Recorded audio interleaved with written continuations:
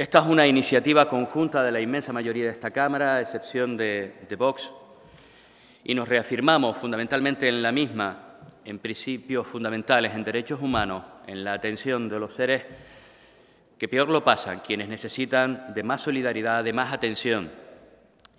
Y ahí es donde las distintas agencias de las Naciones Unidas, es donde cobran mayor sentido.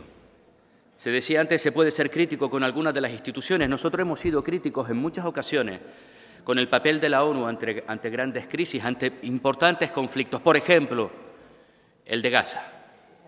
Pero es verdad que había una cierta legitimación de la mayoría de las agencias que a través de la ONU operan, la UNICEF, la UNESCO, o también las agencias de Naciones Unidas para refugiados, y en este caso concreto, para los refugiados de Palestina en Oriente Próximo. Más de 5 millones de palestinos y palestinas, fundamentalmente población joven, están en distintos campos de refugiados en el mundo y ahora en uno de los mayores campos de refugiados del mundo, que es la propia Palestina asediada y sufriendo uno de los genocidios más lamentables, más vergonzosos a los que hemos asistido en las últimas décadas, y me atrevería a decir prácticamente en el siglo XXI y una parte importante del siglo XX. Y aunque antes se decía de no politizar, aunque luego, un minuto más tarde, se pasa a politizar, yo sí creo que es esencial que situemos, porque no es verdad que se haya perdido en el horizonte y en el tiempo las causas y, por tanto, las consecuencias.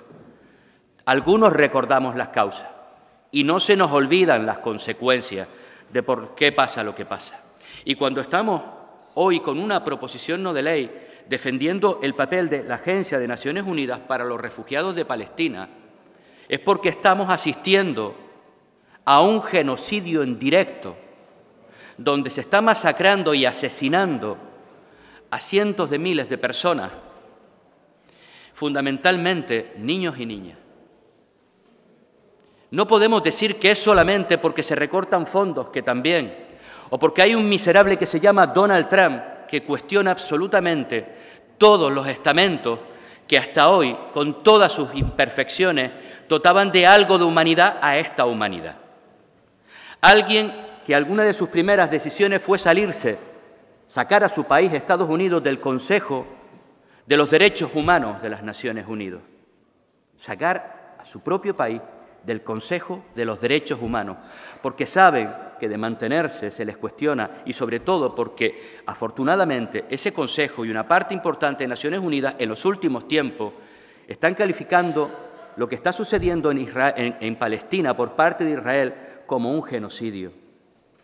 Y ese es el consenso de la inmensa mayoría de la población.